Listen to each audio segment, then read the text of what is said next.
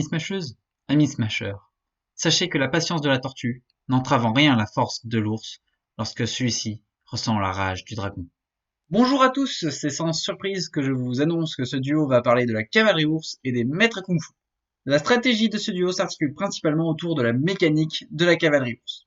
Celle-ci consiste à placer vos guetteurs sur différentes bases, puis de détruire les créatures adverses en les déplaçant grâce à vos autres effets. Les maîtres kung-fu complètent très bien la cavalerie ours en stabilisant la stratégie principale et en venant à bout des créatures qui échapperont à votre première faction. La cavalerie ours apporte à ce duo de grosses créatures, des effets pour déplacer les créatures des autres joueurs et un potentiel de destruction qui devient croissant grâce au maître kung-fu. Elle lui procure aussi un titan et non des moindres puisqu'il s'agit de Major Ursa. Les maîtres kung-fu stabilisent très bien la stratégie de ce duo car ils apportent de nombreux boosts de force et principalement des compteurs de force, une capacité à manipuler ceux-ci et de nombreux effets de destruction qui compléteront à la perfection ceux de la cavalerie ours.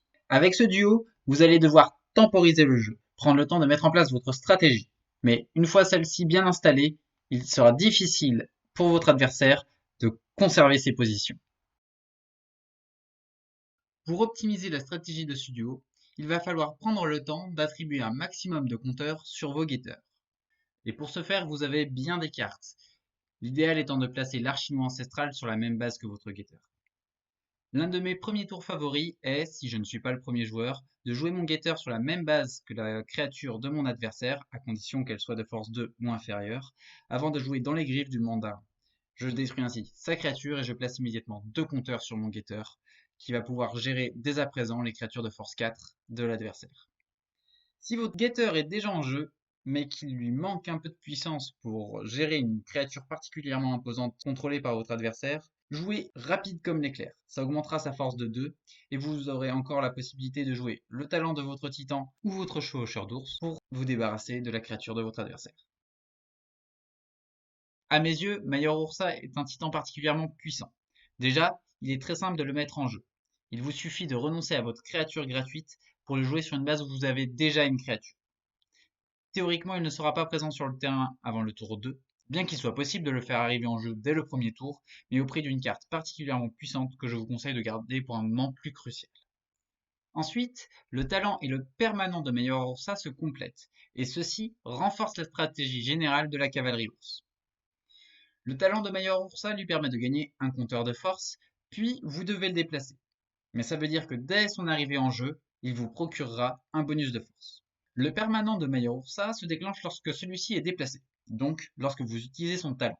Vous pouvez choisir sur la base où vous arrivez une créature d'un autre joueur ayant une force de 3 ou moins et la déplacer. Major Ursa est un titan mobile, et son bonus de force fait de lui un chasseur de titans par excellence. Activez son talent, vous renforcez sa puissance, vous le déplacez sur une base où se trouve un autre titan. Le permanent de Major Ursa se déclenche, ce qui vous permet d'affaiblir votre adversaire en déplaçant une de ses créatures, puis vous pourrez renvoyer le titan de votre adversaire dans sa réserve, puisque vous serez plus puissant que lui. Je profite du fait que l'on parle de Major Ursa pour parler aussi de la seule carte que vous pourrez jouer en spécial avant la conquête, Main de fer. En effet, vu qu'elle vous permet de choisir une de vos cartes, vous pouvez choisir Major Ursa.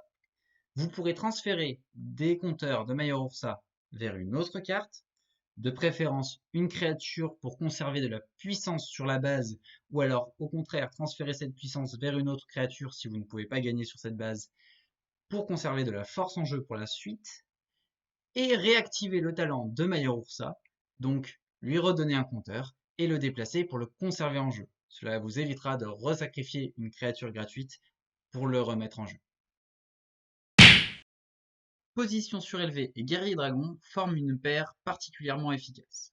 Le permanent de guerrier dragon le rendant indestructible, il sera difficile de le déloger.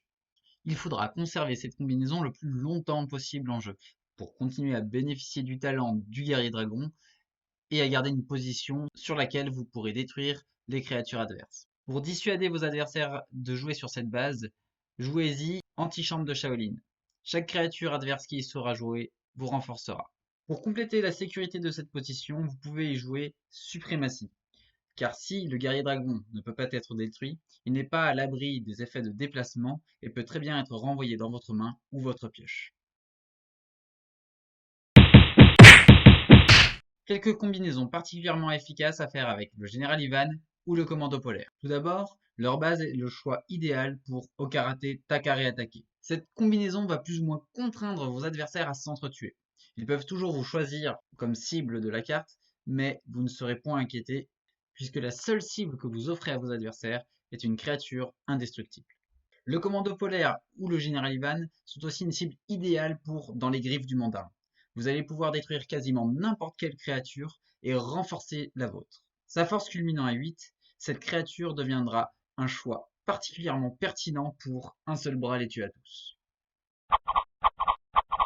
Pour ce combo, il faut qu'il y ait en jeu un compteur sur une créature, et dans votre main, un guetteur, assignation et petit scarabée.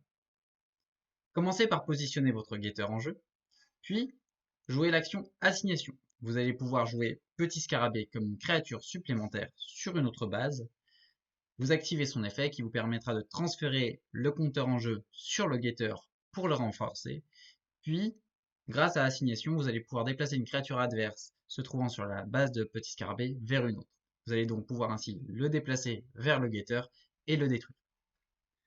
Vous pouvez aussi profiter de la présence de Major Ursa si celui-ci est en jeu pour détruire une deuxième créature dans la foulée. Et éventuellement, si Getter était déjà en jeu, vous pouvez mettre en jeu Major Ursa à la place de votre créature gratuite pour pouvoir doubler la destruction.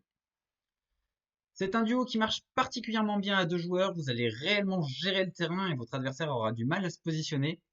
Comme toujours, je vous laisse apprendre à maîtriser ce duo sur une table.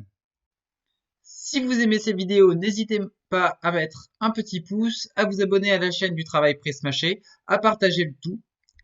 Si vous n'êtes pas encore des nôtres, rejoignez-nous sur Smash Up France, le groupe Facebook. La communauté est agréable, réactive, vous aurez des réponses à vos questions, vous pourrez partager vos parties et vos anecdotes. Rejoignez-nous aussi sur le Discord, surtout si vous avez un esprit de compétition, car on l'utilise énormément pour organiser des tournois que l'on met en place grâce à Tabletop Simulator. Je vous quitte là-dessus, portez-vous bien et keep smashing!